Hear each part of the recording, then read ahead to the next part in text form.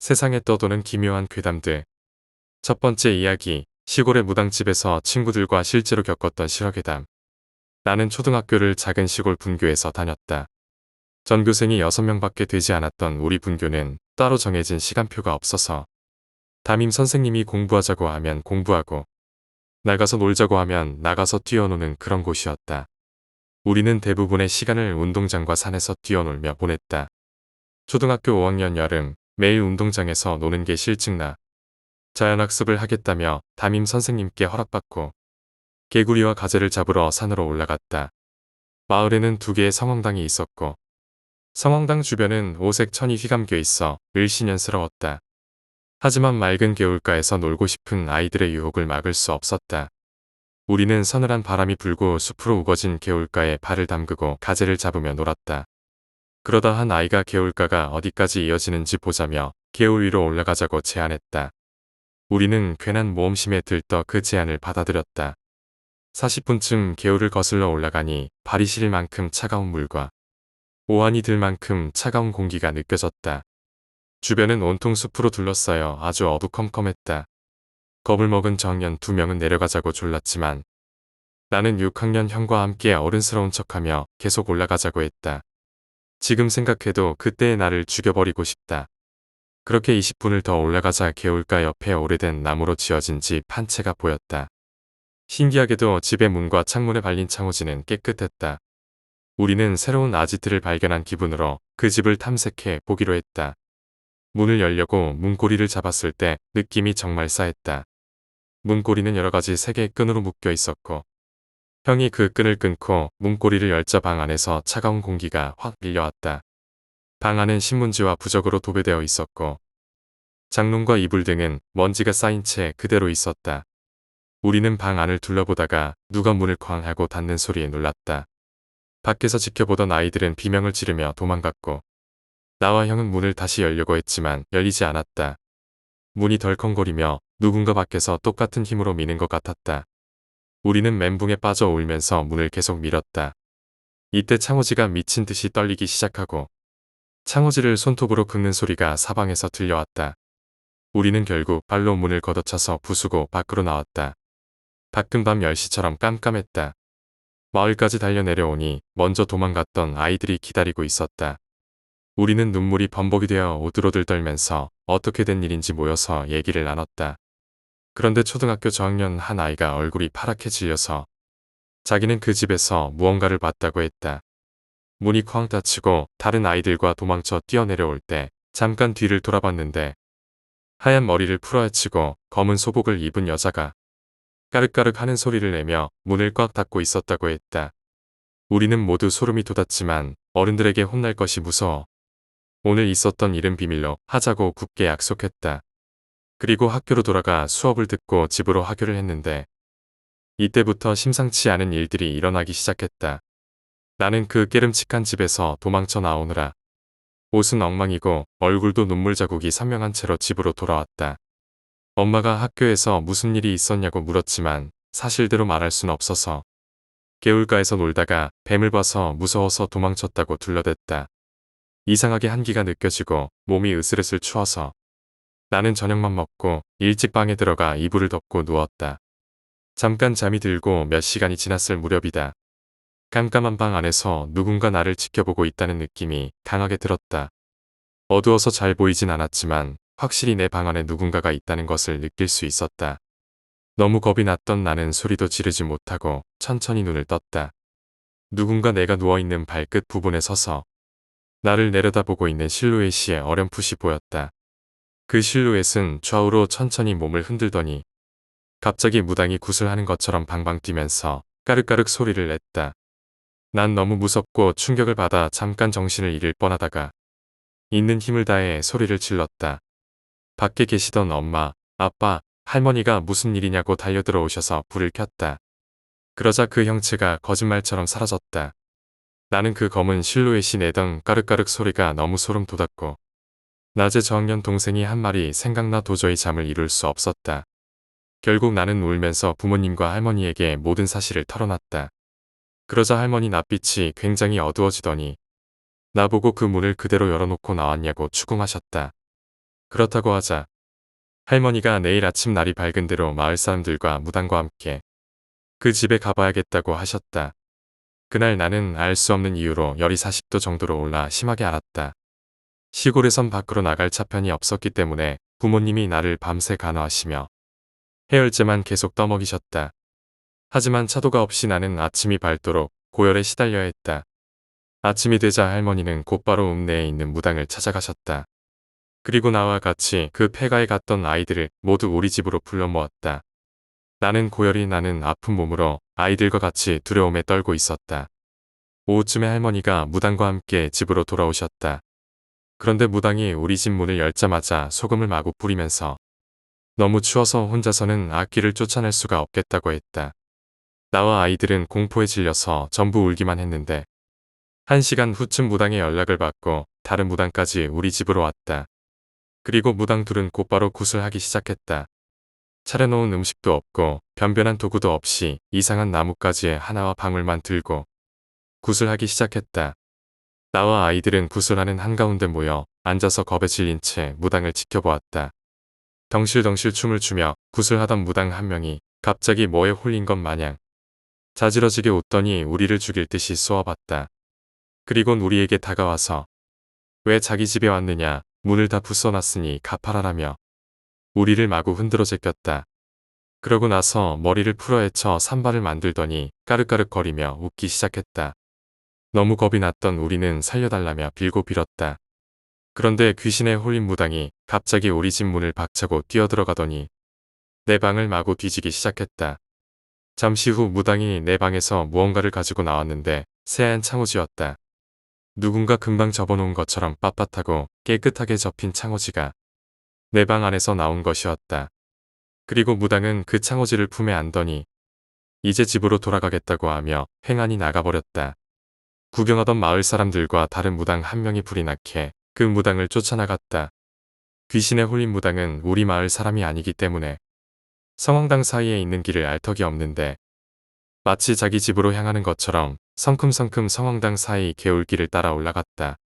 그리고 마침내 우리가 어제 도착했던 그 폐가로 들어갔는데 이상하게도 폐가의 한쪽 벽에 창호지만 전부 벗겨져 있었다고 했다.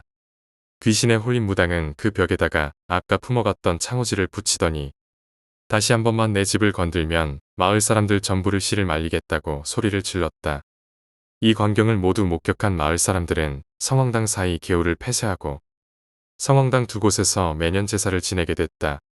이 일이 있은 후 나와 아이들은 한동안 어른들의 꾸지람을 들었고 학교 외에는 아무 곳에도 가지 못하도록 단단히 감시를 받았다. 몇 년 동안이나 우리는 암묵적으로 이 일에 대해 얘기하지 않았고 각자 성인이 되어 대학에 간 이후에서야 조금씩 그날 일들을 이야기하게 되었다. 나는 그날 내 방에서 창호지가 나온 이유에 대해 알지 못했고 무당이 그걸 어떻게 찾아냈는지도 알 수 없었다. 그런데 그때 당시 6학년이었던 형이 한 번은 술에 취해 나에게 고백을 했다. 폐가에서 도망쳐 나오던 때 누군가 본인의 손목을 잡는 느낌이 들었다고 했다. 그래서 돌아보니 하얀 창호지가 손목에 칭칭 감겨 있었다고 했다. 너무 겁이 났던 형은 그 창호지를 찢고 그대로 도망쳤는데 창호지를 가지고 가야 우리의 얘기를 아이들이 믿어줄 것이라는 생각에 그 창호지를 내 주머니에 몰래 넣었다고 했다. 결국 그 창호지에 귀신이 붙어 나를 따라온 것이었다. 이미 오래전의 일이기 때문에 그 형을 원망하거나 미워하진 않지만 난 그 일을 겪은 이후 폐가라든지 폐교 혹은 유명한 귀신이 나온다는 스포에는 절대 얼씬도 하지 않게 됐다. 버려진 곳은 나름의 이유가 있고 그런 곳은 귀신들이 살기에 아주 좋은 곳이기 때문이다. 혹시 이 글을 읽은 사람들 중에 호기심으로라도 폐교나 폐가에 가보고 싶다거나 그런 호기심을 갖고 있다면 당장 마음을 고쳐먹기를 당부한다. 그리고 이미 그런 폐교나 폐가에 다녀온 경험이 있는 분들은 자신의 몸에 귀신이 들러붙어 온 것은 아닌지 한 번쯤 의심해 보시길. 그날 입고 갔던 주머니를 샅샅이 뒤져보고 웬만하면 그날 입은 옷들은 태우거나 버리길 바란다. 아니면 지금 당신 뒤에 있는 귀신처럼 당신이 잠들었을 때 까르까르거리며 무당춤을 출지도 모른다. 두 번째 이야기, 아빠 친구분들이 오셨나봐. 내가 초등학교 3학년이었을 때의 일이다. 당시 우리 가족은 4인 가족으로 방이 2개 있는 작은 집에서 살고 있었다. 아버지, 어머니, 형, 그리고 나. 당연히 아버지와 어머니는 안방을 쓰셨고 나는 형과 함께 다른 방을 사용했다. 그러던 그해 봄, 몇 달 전부터 치매 증세를 앓고 계셨던 친할머니가 증세가 악화되어 집에서 모시기로 결정되었다. 결국 형은 안방에서 지내게 되었고 나는 할머니와 함께 작은 방을 같이 쓰게 되었다. 나는 할머니를 좋아했기에 큰 불편함 없이 생활할 수 있었다. 하지만 할머니의 기억이 오락가락하고 거동마저 불편해지신 모습을 보며 슬퍼하는 일이 잦았다. 그러던 어느 날 청천벽력 같은 소식을 들었다. 할머니께서 치매뿐만 아니라 폐암까지 걸리셨다는 것이다. 담배를 피우시던 할머니였기에 그 가능성을 배제할 수 없었지만 정말로 현실이 된 것이다. 이미 말기로 접어든 폐암은 할머니의 몸을 더욱 쇠약하게 만들었고 노쇠한 몸의 병마까지 겹쳐 할머니는 날이 갈수록 힘들어하셨다. 장마가 한창이던 어느 여름밤이었다. 평소처럼 밤 10시쯤 할머니와 함께 잠이 들었다. 얼마나 지났을까? 곤히 자고 있던 나를 누군가 흔들어 깨웠다. 얘야, 일어나 봐라. 눈을 떠보니 할머니가 나를 깨우고 계셨다. 나는 할머니께서 목이 말라서 나를 깨우신 줄 알았다. 할머니, 왜 그러세요? 내 아빠 친구분이 오셨나 보다. 문 열어드려라, 빨리. 할머니는 아빠의 친구분이 오셨다며 손가락으로 무언가를 가리키셨다. 손가락이 가리킨 곳은 창문이었다. 우리는 2층에 살고 있었기에 그 말을 듣고 멍해졌다. 할머니는 계속 창문을 가리키셨다. 할머니, 거긴 창문이에요. 나는 할머니께서 쇠약해져서 헛것을 보신 거라 생각했다. 할머니는 대답 없이 가만히 누워 계시더니 다시 잠이 드셨다. 나도 다시 잠에 들었다. 그런데 얼마 지나지 않아 할머니께서 또 나를 흔들어 깨우셨다. 얘야, 아빠 친구분 오셨나 보다. 빨리 문 열어드려라. 할머니, 글쎄 저긴 창문이에요. 할머니는 그런 식으로 나를 3-4번 정도 깨우셨다. 슬슬 짜증이 밀려왔지만 할머니를 나무랄 수는 없었다. 그리고 또다시 할머니가 나를 깨우셨다. 이번엔 아빠 친구분들이 오셨다. 빨리 문 열어드려라. 라고 하셨다. 말이 끝나기 무섭게 할머니는 침상에서 일어나려고 하셨다. 할머니, 글쎄 저긴 창문이에요. 아무것도 없어요. 현관 앞에 서 계신다. 나 좀 일으켜다오. 이번에는 창문이 아닌 현관을 가리키셨다. 할머니는 직접 나가보시겠다며 고집을 피우셨다. 나는 할머니를 부축하고 현관으로 향했다. 현관등을 켜고 현관문을 바라보았지만 유리로 된 현관문 너머에는 아무도 보이지 않았다. 할머니, 아무도 없는데요. 할머니는 의아하다는 표정 하나 없이 빨리 들어가서 자자고 말씀하셨다. 나는 할머니를 부축하고 다시 침상에 눕혔다. 어차피 또 깨우실 것 같아 불편하게 잠을 청했다. 하지만 그날 밤 할머니는 나를 다시 깨우지 않으셨다. 그날 밤 할머니는 하늘나라로 가셨다. 3번째 이야기. 이 이야기는 내가 20살 때 겪었던 일이다. 군입대를 앞두고 오랜만에 동네 친구들을 불러서 집 앞에서 간단하게 술 한잔하고 있었다. 뭐 이런저런 이야기를 나누다가 한 친구가 자기 남자친구가 너무 사이코 같다고 하며 집착이랑 폭력성이 너무 강해서 무섭지만 헤어질 용기가 없다고 했다. 우리는 그 이야기를 듣고 어떻게 그런 사람이 다 있냐고 하며 그 친구를 위로하고 있었다. 그런데 그 여자친구가 갑자기 전화를 받더니 나 먼저 가봐야겠다 라며 자리를 급히 떴다. 남은 친구 둘이서 뭐 다시 이야기나 하면서 시간을 보내고 있었는데 갑자기 그 여자친구에게서 전화가 왔다. 전화를 받자마자 그녀는 아주 다급한 목소리로 너희 빨리 우리 집 좀 빨리 와줘 라고 하고는 전화를 끊어버렸다. 옆 동네라 집이 어디인지 알고 있기에 우리 둘은 급히 친구의 집으로 향했다. 그 친구는 13층에 살고 있었는데 아파트 구조가 한 층에 두 집이 서로 마주보고 있는 형태였다. 13층 엘리베이터를 타고 올라가는데 갑자기 이상하게 긴장이 되더라. 13층에 도착하자마자 주변이 너무 고요해서 친구와 나는 무슨 일이 있나 긴장하게 되었다. 우리는 친구의 집 문 앞에 귀를 대고 소리를 들어봤지만 아무 소리도 들리지 않았다. 일단 한 친구에게 내려가서 경찰을 부르고 전화 한번 해봐. 안에서 들리게 라고 하며 그 친구를 밑으로 보냈다. 나는 혼자 문 앞에서 계속 무슨 소리가 들리나 집중하고 있었다. 그때였다. 갑자기 집 안에서 누군가 문 쪽으로 달려오는 소리가 들렸다. 나는 놀라서 허업하고 큰 소리로 계단 쪽으로 도망가서 구석에 몸을 숨기고 입을 막고 앉아 있었다. 그리고 그 친구의 집 문이 열렸는데 이상하게도 그 순간 갑자기 아무 소리도 들리지 않았다. 나는 혼자서 계속 두려워하며 저게 그 여자친구인가? 아니면 부모님인가? 아니면 도둑인가? 이런 생각을 하며 몸을 숨기고 있었다.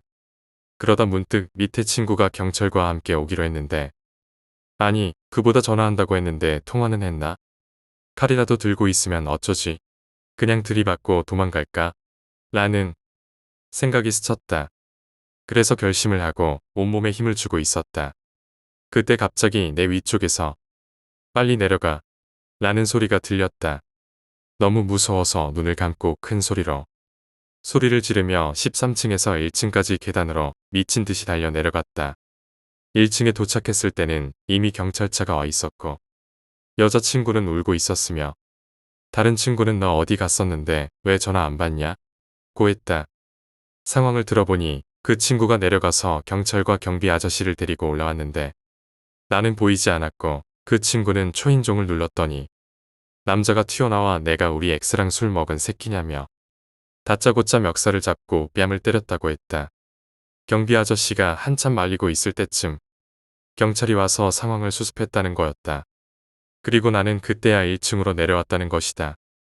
아직도 그때의 이야기는 가끔 친구들 사이에서 나오는 주제로 친구들은 내가 혼자 도망갔다고 생각하며 다 지어낸 이야기라고 나를 놀린다. 하지만 나는 그 순간 느꼈던 공포와 긴장감을 잊을 수 없다. 네 번째 이야기. 나는 태어났을 때부터 이상한 능력을 가지고 있었다. 바로 사람들의 머리 위에 숫자가 보이는 것이었다. 그 숫자들은 불처럼 타오르며 시간이 지날수록 점점 줄어들고 있었다. 처음엔 이게 무슨 숫자인지 몰랐지만 나이가 들면서 그것이 사람들의 남은 수명이라는 것을 알게 되었다. 처음으로 그걸 자각했을 때 나는 어리둥절했지만 다른 사람들에게 말해봐야 믿지 않을 거란 생각에 혼자만 알고 있었다. 하지만 더 이상한 건 가끔 하늘의 빛의 기둥이 나타나는 것이었다. 그 기둥은 매우 멀리서도 보였고 내가 있는 곳에서는 그저 희미하게 보였지만 나는 그 빛이 나를 끌어당기고 있다는 걸 느꼈다. 나 혼자만 그 빛을 볼 수 있었기에 그 빛이 무엇인지 알고 싶어졌다. 나는 그 빛이 답을 가지고 있을지도 모른다고 생각했다. 그래서 몇 날 며칠을 버스와 기차, 배를 타고 여행했다. 표식은 점점 더 밝아졌고 나는 내가 점점 목적지에 가까워지고 있다는 것을 느꼈다. 마침내 멀리 떨어진 한 도시에서 나는 그 근원을 발견할 수 있었다. 그 도시는 내가 태어나기 전부터 꿈꾸던 곳과 같았다. 그리고 그곳에서 나는 그를 만났다. 그는 평범하지 않았다. 그의 머리 위에는 하늘을 밝힐 정도로 긴 숫자가 늘어서 있었다. 그때 나는 그가 정상이 아니라는 것을 확신했다.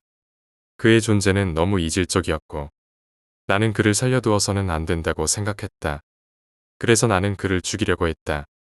그 숫자가 의미하는 바가 무엇인지 그리고 내가 왜 그에게 그렇게 집착하게 되었는지 알 수 없었다. 다만 그 숫자가 주는 불길한 느낌 때문에 나는 그를 제거해야만 한다고 생각했다. 하지만 그는 나를 가볍게 제압했다. 그리고 나서 그는 내게 이렇게 말했다. 너는 아직 준비되지 않았다. 그의 목소리는 차분했고 나는 그 순간 그가 단순한 인간이 아니라는 것을 깨달았다. 그 후로 나는 그 도시에서 빠져나와 다시 평범한 삶을 살려고 했지만 그 사건 이후로 숫자들이 점점 더 자주 보이기 시작했다. 사람들의 머리 위에 보이는 숫자들이 줄어들면서 내 불안감도 커져갔다. 어쩌면 그가 내게 주었던 경고는 단순히 나를 막으려는 것이 아니라 더 큰 무언가를 준비시키기 위한 것이었을지도 모른다는 생각이 들었다. 이제 나는 그 숫자들을 무시할 수 없게 되었다. 이 세상에 그와 같은 존재가 얼마나 더 있는지, 그들이 어떤 역할을 할 것인지 알 수 없지만 나는 그때의 만남이 나에게 주어진 어떤 운명의 시작일지도 모른다고 생각했다. 나는 이제 그가 말한 준비되지 않았다는 말을 되새기며 앞으로 무엇을 해야 할지 고민하고 있다. 숫자는 그저 나에게 보이는 것일 뿐만 아니라 이 세상의 모든 것을 결정짓는 중요한 열쇠일지도 모른다. 다섯 번째 이야기. 어렸을 적 우리 가족은 누나 2명과 나 그리고 여동생으로 이루어진 단란한 5인 가족이었다.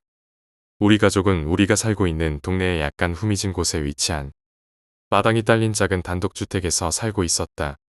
깔끔하고 정돈된 아파트와는 달리 단독주택은 여러모로 지저분한 부분이 많았다. 벽지 사이사이에 곰팡이가 피어 있었고 문짝의 낡은 경첩은 녹슬어 있어서 문을 여닫을 때마다 삐걱거리는 소리를 내며 녹슨 쇳가루가 떨어졌다. 집 안에는 바퀴벌레와 돈벌레, 개미 등 징그러운 벌레들이 우글거렸고 자주 눈에 띄곤 했다. 어렸을 때 그런 괴기스러울 정도로 낡은 집 구석구석은 초등학생인 나와 아직 초등학교에 들어가지도 않은 내 여동생에게는 최적의 놀이터가 되었다. 녹슨 문에서 나는 삐걱거리는 소리는 아직 어린 나와 여동생을 흥분시켰고 바퀴벌레와 돈벌레는 징그러워서 건들지 못했지만 먹이를 들고 일렬로 집을 횡단하고 있는 개미들은 우리에게 훌륭한 장난감이었다. 벽지는 군데군데 곰팡이 때문에 삭아서 너덜너덜해져 있었고 우리는 그런 벽지를 뜯으며 놀곤 했다.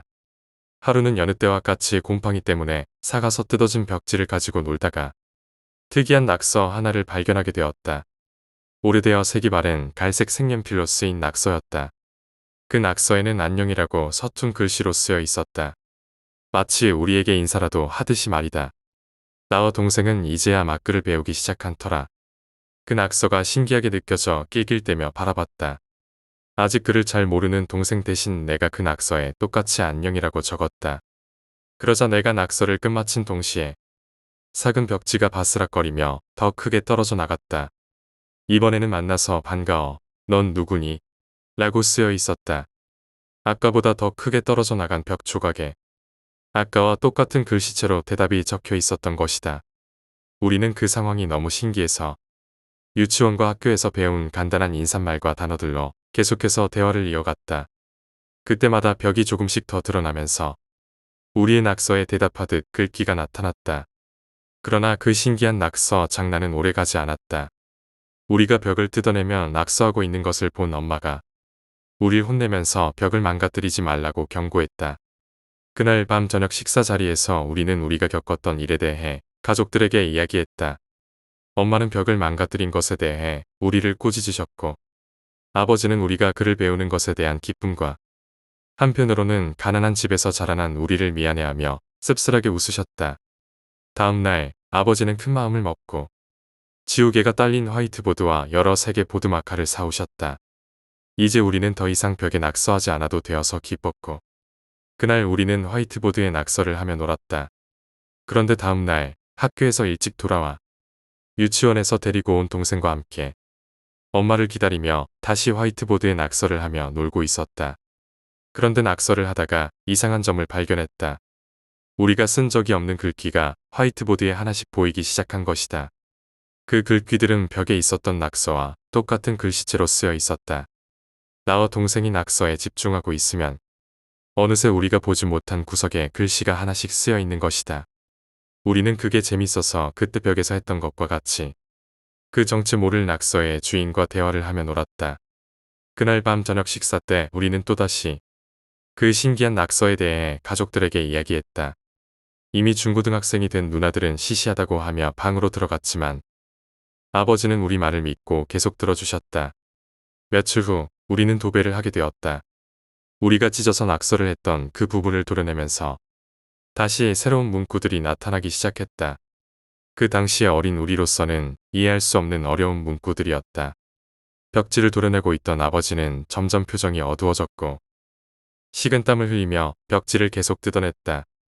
그러던 중 그 문구들은 점점 더 괴상한 내용으로 바뀌었다. 내가 날 버리고 행복할 줄 알았냐? 내가 날 죽였어. 내가 날 이렇게 만들었어. 등 누군가를 저주하는 듯한 문구들이었다. 그리고 마지막으로 드러난 문구는 지금도 잊을 수 없다. 그 애가 내 애라고 생각하니? 그 문구를 본 아버지는 귀신이라도 본 것처럼 깜짝 놀라셨다.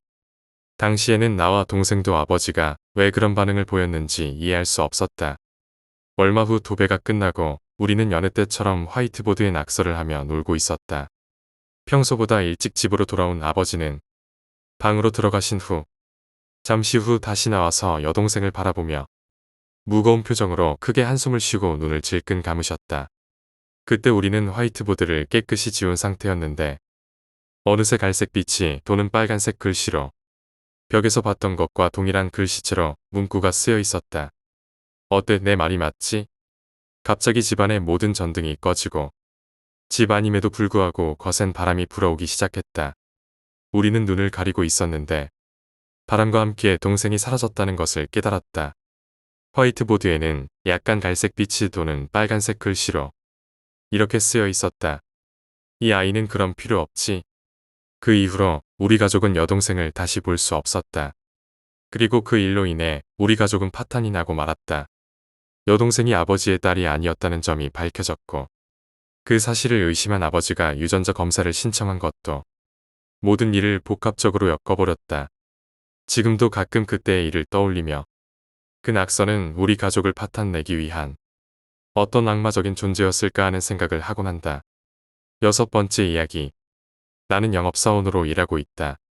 내일은 섭외팀에서 다양한 회사에 전화를 걸어 섭외를 잡아놓으면 우리 영업팀이 그 회사를 방문해 계약을 성사시키는 식의 복잡하지 않은 일이다.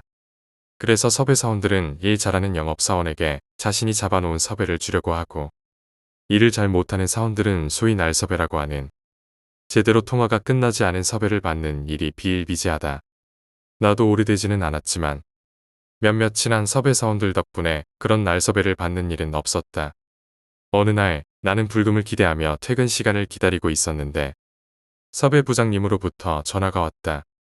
섭외부장님의 전화는 내가 이 회사에 들어온 이후 단 한 번도 받아본 적이 없었기에 조금 긴장한 채로 전화를 받았다.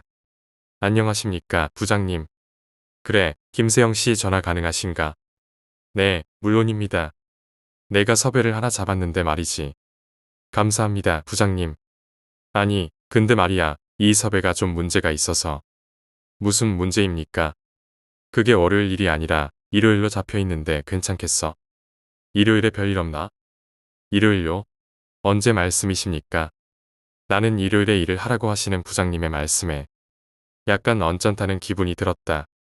그러니까 말이야, 낮에는 여자친구랑 데이트도 하고 좀 놀다가 밤 8시에 화성으로 가면 되는데 갈 수 있겠나? 밤 8시요? 화성에서요? 그래, 정확히 말하면 화성에서 조금 더 들어가야 하는데 정확한 주소는 문자로 찍어 보낼 테니 한번 잘해봐. 나는 별로 내키지 않았지만 결국 알겠습니다. 주소 문자로 부탁드리겠습니다라고 대답했다. 그래, 사장 성향도 좋았으니 잘 해보게. 네, 감사합니다. 나는 속으로 부장님께 쌍욕을 퍼붓고 싶었지만 결국 감사하다는 말을 남기고 전화를 끊었다. 잠시 후 부장님께서 주소와 시간, 특이사항들이 적힌 문자를 보내주셨고 나는 그 문자를 확인하며 무거운 마음으로 퇴근했다. 퇴근 후 친구들과 술을 마시고 토요일에도 술을 미친 듯이 마신 후 고대하던 일요일이 다가왔다. 일요일 오후 3시에 잠에서 깨어보니 속은 울렁거리고 머리는 깨질 것처럼 아팠지만 어쨌든 8시까지 화성으로 가야 했다. 이게 뭐야? 나는 이불을 주먹으로 내리치며 소리를 질렀다. 제발 일 못하기만 해봐라, 이 망할 놈의 새끼. 지 혼자서는 일요일이라고 편하게 쉬고 있겠지. 나는 계속해서 부장님을 향한 욕을 내뱉으며 피곤한 몸을 씻어냈다. 마침내 출발을 하니 조금씩 화가 가라앉으며 마음이 차분해졌다. 하지만 목적지까지 30분쯤 남았을 때 주변이 점점 깜깜해지고 갑자기 오싹한 느낌이 들었다. 시발, 이런 데서 뭐가 있다는 거야. 나는 조금 무서워져서 라디오에서 나오는 음악도 꺼버렸다. 귀신이라도 나올까봐 말이다. 목적지에 도착하였습니다. 여기가 목적지라고? 내비게이션이 목적지에 도착했다고 알렸지만 주변에는 아무것도 없는 것처럼 보였다. 부장님이 주소 잘못 찍어준 거 아냐? 이 새끼 진짜. 나는 부장님을 속으로 욕하며 주변을 살피기 시작했다. 그러다 저 멀리서 작은 불빛이 보였다. 한 업체가 있을 것 같지 않은 크기의 큰 건물에 2층 한 군데만 불이 켜져 있었다. 저기인가? 나는 생각했다. 웬만한 초등학교 건물보다 커 보이는 그 건물에서 유일하게 불이 켜진 곳이 2층 한 군데뿐이었다. 나는 무서웠지만 돈을 벌기 위해 어쩔 수 없이 그곳으로 향했다. 건물에 가까워지니 내부에서 나는 퀴퀴한 냄새가 나기 시작했다. 건물 입구에 낡은 문을 열고 안으로 들어가자 냄새는 더욱 강해졌다. 나는 미친 듯이 계단을 뛰어 올라가 불이 켜진 2층 화장실 문 앞에 도착했다. 하지만 그 순간 오싹한 느낌이 들었다. 이 큰 건물에서 유일하게 불이 켜진 곳이 화장실이라니. 엿먹은 느낌보다도 이곳에 사람이라도 있기를 바라는 희망이 있었다. 그 사람에게 이곳이 왜 이렇게 무서운지 물어보고 그걸 계기로 계약을 따낼 수 있을지도 모른다는 작은 희망 말이다. 하지만 문을 열고 들어가니 냄새 때문에 헛구역질이 났다. 그때였다. 화장실 밖에서 누군가의 웃음소리가 들려왔다. 분명히 사람의 웃음소리였다. 하지만 그 웃음소리는 소름이 끼칠 만큼 오싹했다. 나는 순간 너무 무서워서 화장실 문을 잠갔다. 웃음소리가 점점 가까워지더니 발자국 소리가 화장실 안으로 들어오는 것이 느껴졌다.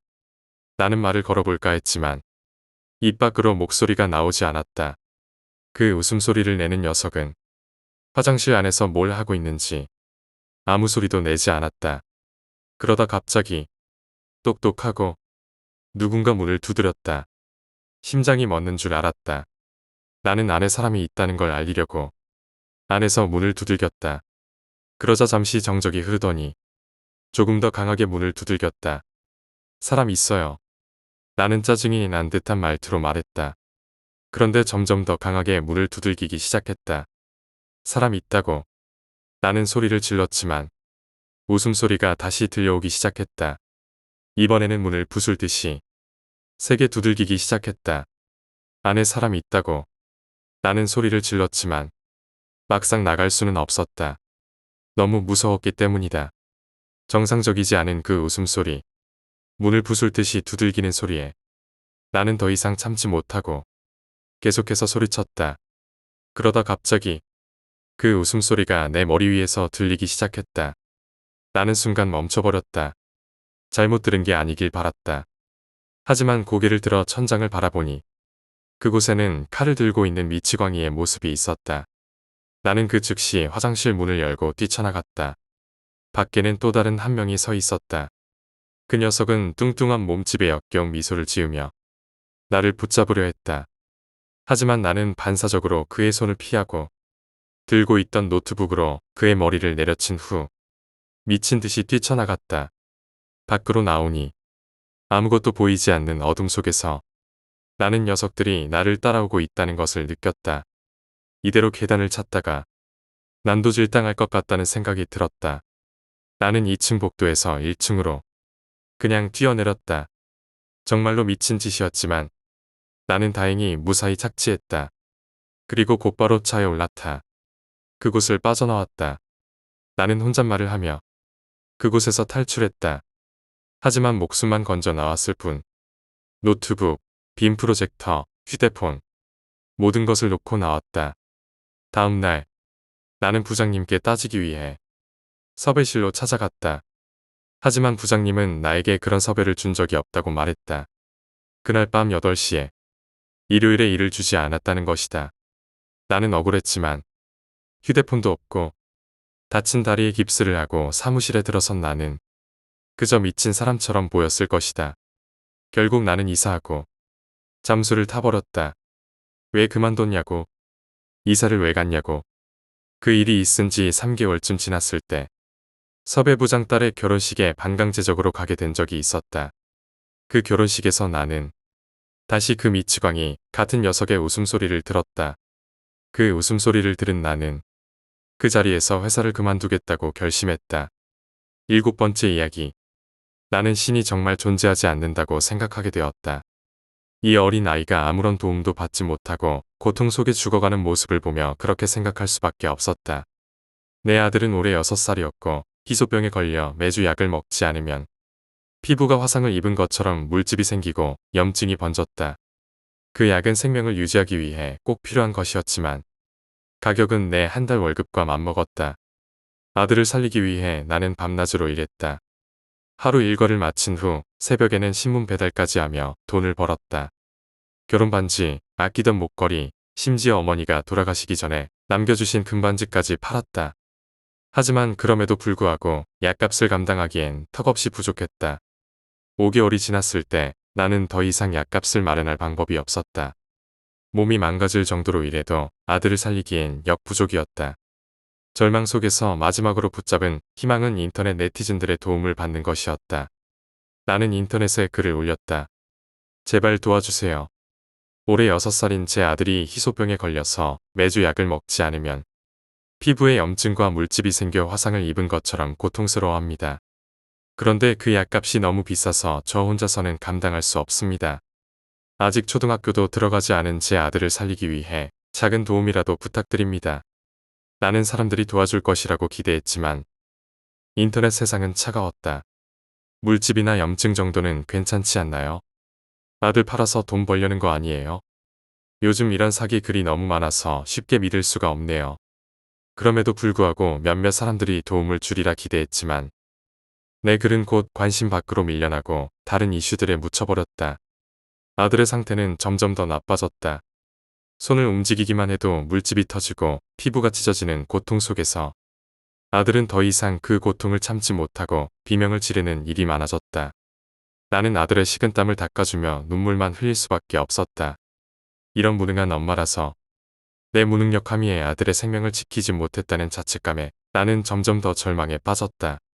결국 아들은 작고 연약한 몸으로 그 고통을 견디다 못해 이 세상을 떠나고 말았다. 아들의 장례식에는 나 혼자 참석했다. 남편의 사고로 일찍 세상을 떠났고 친척들은 나의 결혼을 격렬히 반대했기 때문에 그 후로는 연락이 끊겼다. 아무도 없는 차가운 장례식장에서 나는 내 아들을 향한 죄책감과 세상에 대한 분노로 눈물을 흘렸다. 눈물이 바닥에 떨어지는 동안 TV에서는 내 슬픔과는 상관없는 뉴스가 흘러나오고 있었다. DJ 기획사의 신규 그룹 라이브 멤버 중 한 명인 유로가 2년 전부터 교제해온 여자친구가 있다고 밝혔습니다. 나는 그 뉴스를 보며 이 세상이 얼마나 불공평한지 생각했다. 내 아들의 죽음보다 연예인의 사생활이 더 큰 이슈가 되는 세상이라니. 세상 사람들의 머릿속에서는 6살 아이의 죽음보다 연예인의 사생활이 더 중요하다는 비례가 성립하는 것 같았다. 한심한 생각이지만 내 아들이 내가 아닌 다른 유명인의 자식으로 태어났다면 이렇게 허무한 죽음을 맞이하지 않았을지도 모른다는 생각이 들었다. 아무리 노력해도 아무리 기도해도 내 아들을 살릴 수 없었다는 사실이 나를 더 깊은 절망으로 빠뜨렸다. 세상은 내게 너무나도 잔혹했다. 그 누구도 내 아들과 나를 도와주지 않았다. 아들의 죽음 앞에서 나는 더 이상 희망을 가질 수 없게 되었다. 8번째 이야기. 내가 중학생이었을 때 우리 가족은 오래된 단독주택으로 이사했다. 그 집은 아버지의 어린 시절 추억이 깃든 집이었고 아버지는 그 집을 사서 다시 우리 가족과 함께 살기로 결정했다. 집은 낡았지만 가족 모두가 기대에 차 있었다. 이사 후 몇 주가 지나면서 나는 집에서 이상한 느낌을 받기 시작했다. 처음엔 단순한 기분 탓이라고 생각했지만 점점 이상한 일들이 일어나기 시작했다. 어느 날 밤 나는 침대에서 자고 있었는데 갑자기 차가운 바람이 내 얼굴을 스치며 잠에서 깼다. 창문이 열려있나 싶어 확인해봤지만 창문은 단단히 닫혀 있었다. 그럼에도 불구하고 방 안에는 여전히 찬 바람이 느껴졌다. 나는 이상하게 생각했지만 피곤해서 다시 잠에 들기로 했다. 다음 날 아침 나는 가족들에게 그 이야기를 했지만 아무도 신경 쓰지 않았다. 하지만 그 후로도 비슷한 일이 반복되었고 매번 같은 차가운 바람이 느껴졌다. 며칠 후 나는 집안에서 이상한 소리를 듣기 시작했다. 낮에는 집이 크고 오래된 탓에 나는 소리일 수도 있다고 생각했지만 밤이 되면 소리는 더욱 분명해졌다. 발소리, 문이 삐걱거리는 소리, 그리고 때로는 속삭이는 소리까지 들렸다. 특히 이상했던 건 밤마다 내가 자는 방에서 나는 소리였다. 마치 누군가 방 안을 걷는 것 같은 소리와 함께 속삭임이 점점 더 강하게 들려왔다. 나는 그 소리가 너무 무서워서 이불을 뒤집어 쓰고 잠에 들곤 했다. 가족들은 내 말을 믿지 않았지만 점점 더 불안해진 나는 아버지에게 정식으로 이야기를 했다. 아버지는 처음엔 웃으시며 귀신이 나오면 내가 혼내줄게라고 말씀하셨지만 내가 진지하게 말하자 결국 아버지도 이상한 느낌을 받으셨다. 그래서 아버지는 집안 곳곳을 점검하기로 하셨다. 집이 너무 오래되어서 구조적으로 문제가 있는지 살펴보셨다. 그렇게 집안을 돌아보던 중 아버지는 우리가 평소에 들어가지 않던 작은 창고를 발견하셨다. 창고는 먼지와 거미줄로 가득 찬 아무도 오랫동안 손대지 않은 듯한 곳이었다. 아버지는 그 창고를 열어보았고 안에서 낡은 상자 하나를 발견하셨다. 상자 안에는 오래된 사진들이 있었다. 사진 속에는 낯선 남자와 여자가 웃고 있었다. 아버지는 그 사진들을 보며 머릿속에 떠오르는 기억을 더듬어 보셨지만 그 사람들은 전혀 기억에 없는 인물들이었다. 그 후로도 몇 번이고 그 사진들을 보며 생각해 보셨지만 아무런 기억이 떠오르지 않았다. 그리고 얼마 지나지 않아 아버지는 사진 속 남자가 자신이 어린 시절에 본 적 있는, 하지만 그때는 너무 어려서 제대로 기억하지 못했던 누군가와 닮았다는 것을 깨달았다. 아버지는 곧바로 집안 어르신들에게 연락해 그 사진 속 인물들에 대해 물어보셨다. 그런데 놀랍게도 그 남자는 아버지의 어머니가 한때 사랑했던 사람이라는 사실을 알게 되었다. 아버지의 어머니, 즉 나의 할머니는 이 남자와 결혼할 예정이었지만 어떤 이유로 결혼하지 못하고 헤어졌다. 그 이야기를 들은 후 아버지는 그 창고를 다시 방문해 상자를 정리하려 했지만 상자가 사라져버린 것을 발견하셨다. 그 이후로 집에서 나는 이상한 소리와 차가운 바람은 더 이상 느껴지지 않았다. 이 사건은 우리 가족에게 큰 충격을 주었다. 우리는 그 집에서의 삶이 다시 평온해지기를 바랐다. 그러나 그 이후로도 아버지는 때때로 그 사진 속 남자의 얼굴이 떠오르며 불길한 느낌을 받으셨다고 말씀하셨다. 이 이야기를 들으면서 나는 우리 집에 무언가 어두운 비밀이 숨어 있었고 그것이 우리 가족에게 영향을 미쳤다는 생각을 지울 수 없었다. 지금은 그 집을 떠나고 새로운 곳에서 살고 있지만 그때의 기억은 잊을 수 없다. 9번째 이야기. 나는 대학생 시절 친구들과 함께 여행을 갔다가 이상한 경험을 한 적이 있다. 우리 셋은 산속 깊은 곳에 위치한 작은 마을에 도착했고 그곳에서 하룻밤을 묵기로 했다. 마을 사람들은 친절했지만 뭔가 이상한 분위기가 감돌고 있었다. 그날 밤 우리는 마을에서 멀지 않은 곳에 오래된 폐가가 있다는 소문을 들었다. 마을 사람들은 그곳에 가지 말라고 경고했지만 우리 셋은 호기심에 사로잡혀 폐가를 찾아가기로 했다. 어두워지기 전 우리는 준비를 마치고 폐가로 향했다. 폐가는 마을에서 멀리 떨어져 있었고 길도 제대로 나 있지 않아 우리는 헤매며 겨우 찾아갔다. 폐가는 오래된 나무로 지어진 집이었고 외관은 매우 낡아 보였지만 여전히 서 있었다. 문과 창문은 반쯤 부서져 있었고 집 안은 어둡고 음산한 분위기가 감돌았다. 우리는 손전등을 켜고 집 안으로 들어갔다. 집 안은 오래된 가구와 먼지, 거미줄로 가득 찼고 어딘가 기분 나쁜 느낌이 들었다. 하지만 우리 셋 모두 그런 분위기에 겁을 내기보다는 오히려 더 흥미를 느꼈다. 우리는 집 안을 둘러보며 몇 가지 신기한 물건들을 발견했다. 오래된 책, 부적, 그리고 이상한 기운이 느껴지는 작은 나무 상자가 있었다. 하지만 가장 이상한 것은 벽에 걸려있던 그림이었다. 그림 속에는 한 여자가 그려져 있었는데 그녀의 얼굴은 창백하고 눈은 깊고 검은 구멍처럼 보였다. 우리는 그 그림 앞에서 이상한 느낌을 받았다. 그때부터 우리는 집 안에서 계속해서 누군가 우리를 지켜보고 있다는 섬뜩한 느낌을 받기 시작했다. 그 느낌은 점점 강해졌고 어느 순간 집안의 온도가 급격히 떨어졌다. 한 친구가 여긴 뭔가 이상해. 우리 그만 나가자라고 말했다. 나머지 2명도 동의했고 우리는 서둘러 집을 나가기로 했다. 하지만 문을 향해 나아가던 중 갑자기 문이 쾅 하고 닫혀버렸다. 우리는 모두 놀라서 소리쳤다. 문을 열려고 했지만 문은 열리지 않았다. 마치 누군가 밖에서 막고 있는 것처럼 문이 단단히 잠겨 있었다. 우리는 겁에 질려 어떻게 해야 할지 몰랐다. 그때 집 안에서 갑자기 무거운 발소리가 들려왔다. 발소리는 점점 가까워졌고 우리는 공포에 휩싸여 한 곳에 모여들었다. 그 순간 우리가 서 있던 방의 천장 위에서 무언가가 미끄러지는 소리가 들렸다. 우리는 천장을 올려다보았고 그곳에는 형체를 알아볼 수 없는 검은 그림자가 천장에서 내려다보고 있었다. 우리는 공포에 질려서 문을 미친 듯이 두드리며 살려달라고 소리쳤다. 그때 갑자기 문이 다시 열렸다. 우리는 한치의 망설임도 없이 밖으로 달려나갔다. 밖으로 나가자마자 우리는 다시 산길을 따라 마을로 전속력으로 뛰어내려갔다. 마을에 도착했을 때 마을 사람들이 우리가 뛰어오는 것을 보고 놀란 표정으로 다가왔다. 우리는 숨을 고르며 마을 사람들에게 폐가에서 있었던 일을 털어놓았다. 마을 사람들은 우리의 이야기를 듣고는 그곳에 정말로 가지 말았어야 했다며 걱정스러운 표정을 지었다. 그 후로 우리는 마을에서 더 이상 폐가에 대한 이야기를 꺼내지 않았다. 다음 날 아침 우리는 짐을 꾸려 마을을 떠났다. 하지만 그날 밤의 공포는 쉽게 잊히지 않았다. 폐가에서 느꼈던 그 이상한 기운과 우리에게 다가왔던 그 검은 그림자는 아직도 내 머릿속에서 생생히 떠오른다. 10번째 이야기. 그날은 평소와 다름없는 평범한 하루였다.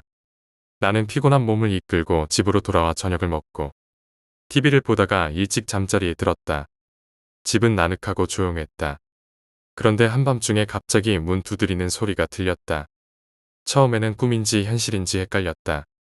하지만 두드리는 소리는 점점 더 크게, 더 분명하게 들려왔다. 나는 잠에서 완전히 깨어났고 심장이 빠르게 뛰기 시작했다. 누가 이 시간에 우리 집에 찾아온 거지? 시계를 보니 새벽 2시였다. 그 시간에 누군가가 집을 찾아오는 일은 흔하지 않았다. 나는 일단 문을 열지 않고 방문객이 누구인지 확인하려고 했다.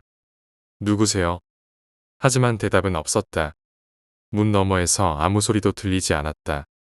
잠시 정적이 흐른 후 다시 문 두드리는 소리가 들렸다. 이번엔 조금 더 세게, 더 급하게 두드리는 소리였다. 누구세요? 말해주세요. 나는 다시 외쳤지만 역시 대답은 없었다. 불안감이 커지기 시작했다. 밖에서 무슨 일이 일어나고 있는지 모르겠다는 생각에 나는 살짝 문틈으로 밖을 엿보았다. 하지만 문틈 사이로는 아무것도 보이지 않았다. 그저 어두운 밤만이 나를 반겨줄 뿐이었다. 나는 혹시나 하는 마음에 문 옆에 놓인 작은 나무 막대기를 집어들었다. 문을 여는 게 두려웠지만 밖에서 누군가가 계속 문을 두드리고 있는 상황을 그냥 무시할 수도 없었다. 용기를 내서 문고리를 살며시 돌리고 문을 살짝 열어 밖을 내다보았다. 밖에는 아무도 없었다. 내가 서 있는 작은 현관에는 그저 찬 바람만이 스치고 지나갈 뿐이었다. 나는 이상한 기분이 들었지만 혹시나 누군가가 장난을 치고 있는 것일지도 모른다는 생각에 문을 다시 닫고 안으로 들어왔다. 그러나 그때였다. 문을 닫고 돌아서려던 순간 다시 문 두드리는 소리가 들렸다. 이번에는 아주 가까운 곳에서 바로 내 앞에서 들리는 것 같았다. 나는 깜짝 놀라서 다시 문을 열었지만 역시나 밖에는 아무도 없었다. 문을 열자 차가운 바람이 쌩하고 나를 스쳤다. 나는 얼어붙은 듯 그 자리에 서서 주변을 둘러보았다. 하지만 어둠 속에는 아무것도 보이지 않았다. 그때 이상한 기분이 들어 뒤를 돌아보았다. 내 바로 뒤에 누군가가 서 있는 것 같은 느낌이 들었기 때문이다. 하지만 뒤를 돌아본 나의 눈에 들어온 것은 그저 어둠뿐이었다. 그 순간 나는 온몸에 소름이 돋았다. 아무도 없었지만 분명히 누군가의 시선이 느껴졌다. 나는 무서움에 휩싸여 다시 문을 닫고 잠갔다. 그리고는 현관 불을 모두 켜고 안으로 돌아왔다. 침대에 다시 누웠지만 잠이 오지 않았다. 문을 두드리던 소리와 그 불안한 기분이 머릿속에서 떠나지 않았다. 혹시 내가 뭔가 잘못 본 건 아닐까? 아니면 정말로 누군가가 나를 놀리기라도 한 걸까? 그 많은 생각들이 머릿속에서 뒤엉켰다. 결국 나는 다시 일어나 현관으로 갔다. 문을 두드리던 소리가 여전히 생생하게 들리는 것만 같았다. 그러나 현관에 가서 문을 열어보니 역시나 아무도 없었다. 그렇게 밤이 깊어갔고 나는 결국 두려움에 지쳐 잠들고 말았다. 다음 날 아침 나는 그날 밤의 일을 떠올리며 혼란스러웠다. 이상한 꿈이었을까? 아니면 그저 착각이었을까? 하지만 나는 분명히 들었다. 누군가 내 문을 두드리던 그 소리를. 그 후로도 몇 번이나 비슷한 경험을 했지만 누구도 그 소리의 정체를 밝혀내지 못했다. 집에서는 아무런 흔적도 찾을 수 없었고 그 이상한 방문객은 다시 나타나지 않았다. 그러나 그날 이후로 나는 밤에 집에 혼자 있을 때마다 늘 누군가가 나를 지켜보고 있는 듯한 불안감을 느끼곤 한다. 그 밤에 찾아왔던 그 방문객이 다시 돌아올지도 모른다는 생각에 말이다.